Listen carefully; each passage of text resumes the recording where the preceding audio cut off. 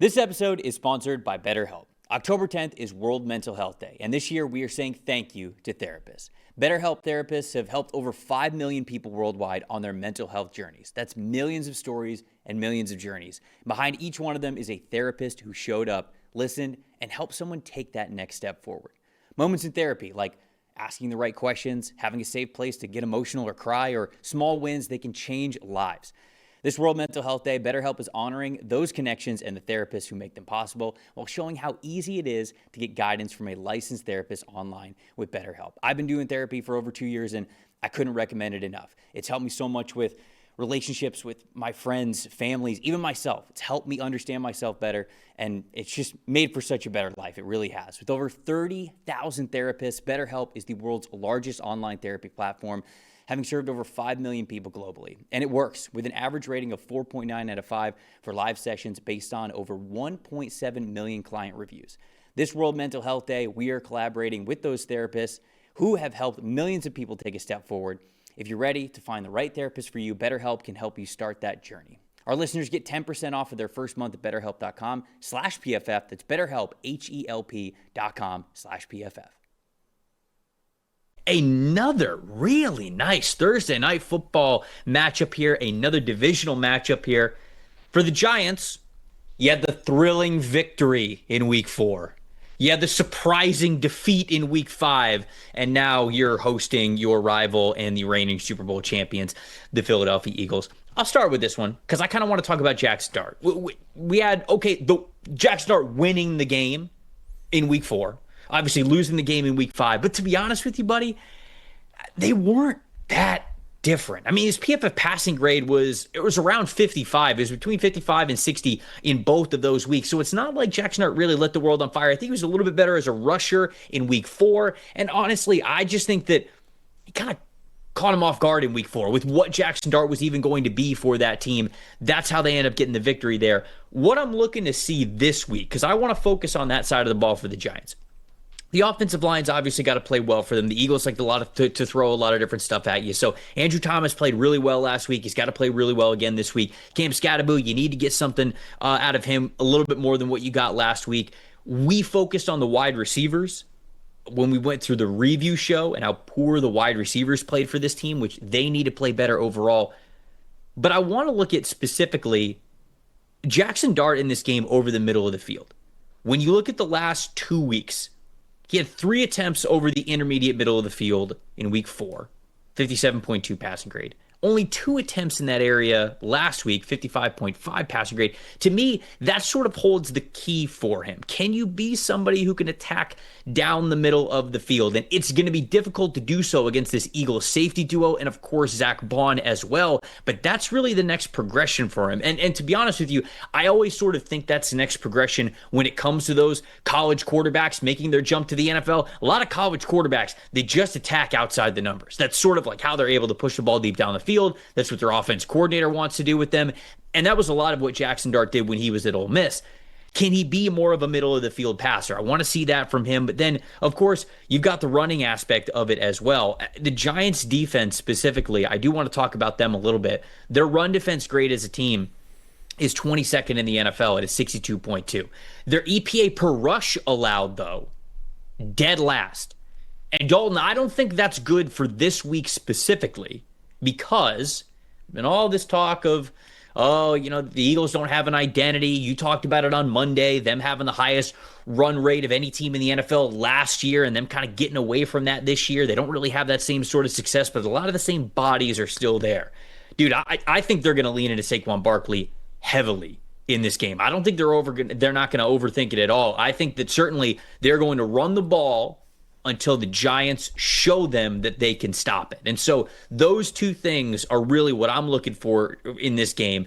Can the Giants defend the run a little bit better than maybe what they have so far this season? And then on the other side of things, can Jackson Dart attack that middle of the field against a stout Eagles defense when it comes to defending the middle of the field? Yeah, I think when you look at the effectiveness of the Eagles' run game, the biggest problem so far has been some inconsistency on the interior of their offensive line. And obviously that's never easy when you have to block Dexter Lawrence. And I think that matchup between the Eagles' offensive line and the Giants' defensive line really defines a lot of this game. If the Eagles win this matchup, they can run away with this game game pretty handily, but the Giants' defensive line, it's one of the most talented in the NFL, and it can keep them in any ball game they're playing. And so Lawrence on the inside, especially in the run game, is huge. And then I think we have to look at just the superstar matchup that we have between the Eagles' offensive tackles, Jordan Mailata and Lane Johnson, against the Giants' edge defender trio, Abdul Carter, Brian Burns, and Kayvon Thibodeau, right? You look at these matchups with these players, and Carter's an interesting one also because we know he can move around and play between the tackles and stand up and rush from wherever he wants, but he's off to an outstanding start as a pass rusher, 82.4 pass rush grade. Brian Burns, his usual excellent self, 79.5.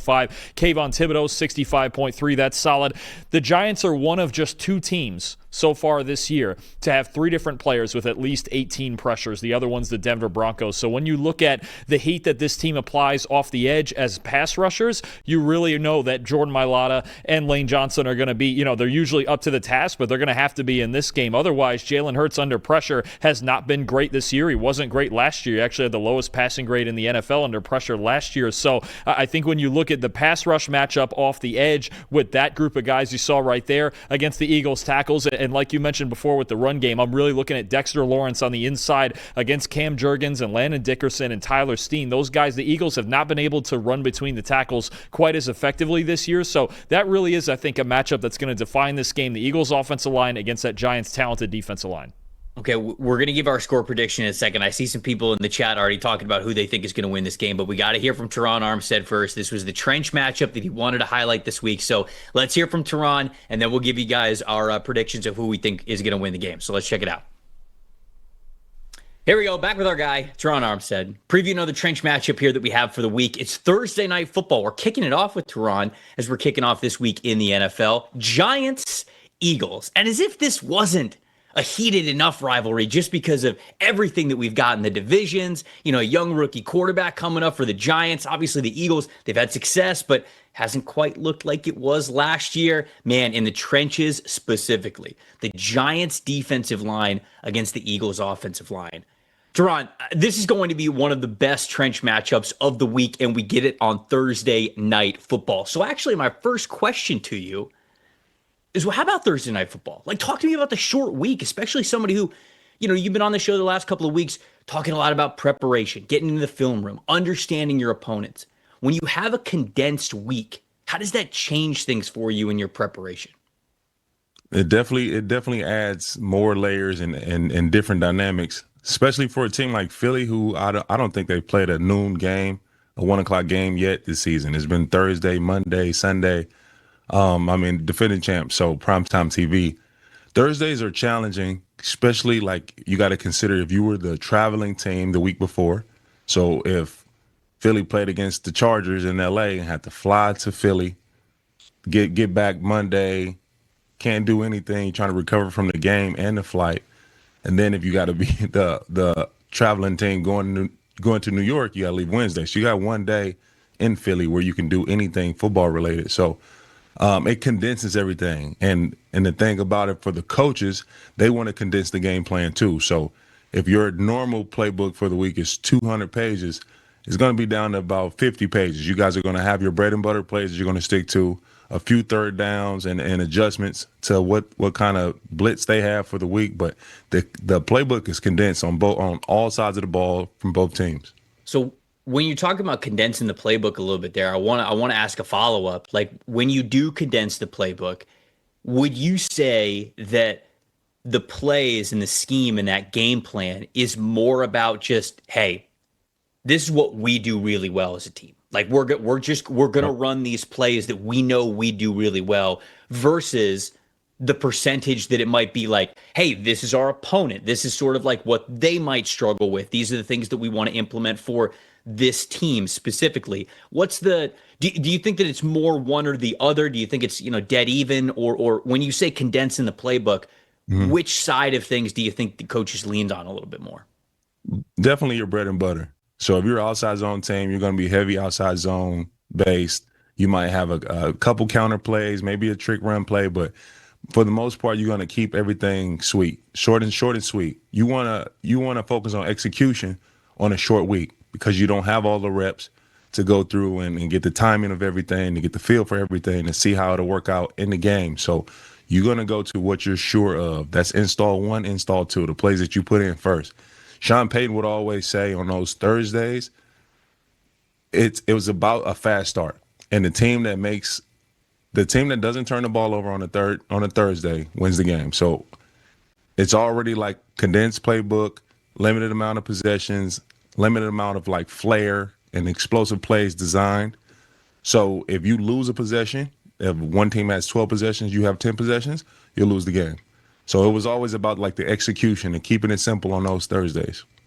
All right, let's talk about that execution in the trenches. Andrew Thomas, when he's healthy, he's one of the best offensive tackles in the NFL for the New York for the New York Giants, and he is fantastic. He's going up against a Philadelphia defensive line that is going to be pretty ferocious against him, and it feels like they've definitely got to step up in a lot of ways. But I do want to mainly talk about the Giants on the defensive side of the ball. So you've got Brian Burns, you've got Kayvon Thibodeau, you've got Abdul Carter, you even got Dexter Lawrence, who can line up, it feels like, anywhere at that size, which is crazy to think that he's able to do that, going up against a Philadelphia offensive line that, I mean, is one of the best in the NFL, simply put. So when you talk about these offensive tackles, Lane Johnson, Jordan Mailata, these guys, they can go up, it feels like they can go up against any of them, and they're really good pass rushers. So again, we've talked a lot about game planning throughout your time when you have been on the show. How do you game plan against a team that has 4 players, the top caliber, that you could go up against at any time? Which one of these guys would you maybe start your week with to say, okay, I got to plan for this guy first, and then we'll sort of talk about what this guy's able to do? How would you even approach, if you're the Eagles offensive lineman, handling a diverse defensive front like the one that New York has? Yeah, no, it definitely presents a lot of challenges. Not many teams have a stable of guys that can really get active like that and that can win one-on-ones consistently. For the Giants specifically, I would start with Brian Burns. I'm starting with Burns. He's playing at a really high level. He's productive every week. He's finding ways to get after the passer, get his hands on the football too. So he's creating turnovers and all those things. So I'm starting with Brian Burns. Then I'll transition to the other 2 rushers, Kayvon Thibodeau, Abdul Carter. I'll spend a lot of time on them too. Same process. Don't get me wrong. The same amount of time, same due diligence. But I am going to start with Brian Burns first, and also I'm gonna look at Dexter Lawrence. I want to get a read on him as well, because a lot of what they do in pass rush is based around Dexter Lawrence, and he's generating the double team. So if the double team is coming to him, then they want to line guys in certain spots in order to have rush lanes and rush lane integrity. If Dexter Lawrence is getting one-on-ones, then that creates another challenge now interior. So we gotta figure out exactly where Dexter will be, who he's trying to occupy. Is he lining up over the center, trying to take the center in the guard, or is he getting out wide and wanting to try to create a one-on-one for himself? So it's a lot. It's a week that you're gonna log more hours than normal on that iPad. What makes Lane Johnson as good as he is? This is somebody who has played at right tackle, and I know some people in that, well, it feels like not anymore, thankfully, but it felt like for a long time it was like, all right, Hall of Fame case, like, yeah, but he was a right tackle. And obviously I think that we're sort of past that at this point, especially when you talk about the longevity and the greatness of Lane Johnson. But like, truly, what is it about him that makes him so fantastic just year in and year out? I mean, when he was younger and he was a little bit more athletic, obviously that was something he leaned on. But now, man, it's like he's winning with so much wisdom in his older age as the years are going on for him in the trenches. So I'd love to hear from you. Like, what do you appreciate about Lane Johnson? What makes him so great as a right tackle for the Eagles? Lane's a perfectionist, Trevor. He's somebody that takes his craft very seriously. He's working on himself, on his game around the clock. Years ago, me and Lane came into the league together. Years ago, we were training in Dallas. Lane was staying with me. We were staying here in a house in Dallas, and it's like we will be sitting down watching TV, and he'll just hop up and just start doing squats or just start stretching and sitting in his. I'm like, Lane, sit down, bro. Just chill. He's just always like, seriously, he is like obsessed with his process and finding ways to just make himself better. So him being a perfectionist and really locking in, honing in on his technique, we both came in as really athletic guys. And as the years go on, you have to learn more tools and add more to your technique. He has done that. And he's also still very, very strong. So Lane he put those long arms on people. His anchor is incredible. Still, 13 years in, he's a Hall of Fame player. No doubt. No doubt about it. Too many people questioned it because he played right tackle instead of left tackle, but we know how good the guy is. And the Eagles' offensive line in general, we know how good the Giants' defensive line could be in this game. It's going to be a fun one. Thursday Night Football, like you said, it's everybody's best versus everybody's best. It's what your bread and butter is. It's what your strength is. We're going to have fun watching on Thursday. I know you are too. Terron, I appreciate it, my friend. Sure. Appreciate you, bro. All right, does the wisdom of Terron Armstead sway at all? Dalton, who are you going with in this game? Look, I think it is a great matchup there off the edge. Again, it's going to be a battle, won or lost in the trenches on that side of the ball, I think. But I think the fact, too, that the Giants are so one-dimensional on offense right now, they're getting Tyrone Tracy back in the backfield this week along with Cam Scadaboo back there, and Jackson Dart's obviously been really good with his legs. The Giants are going to have to win this game running the football, but they also lost Darius Slayton for this week, due to a hamstring injury. So I think the Giants are just so one-dimensional, and it's hard to beat a team like this if you are one-dimensional. I've got the Eagles 24-13. I have it similar. I think the Eagles are winning this game. It would be a pretty big feat for the Giants to take down the Eagles in this one, even with the Giants being at home. I think Philly is going to bounce back, and I think that they're going to look pretty ferocious in this one. I've got the Philadelphia Eagles winning 28-14. I think it's a 2-score win for Philadelphia here.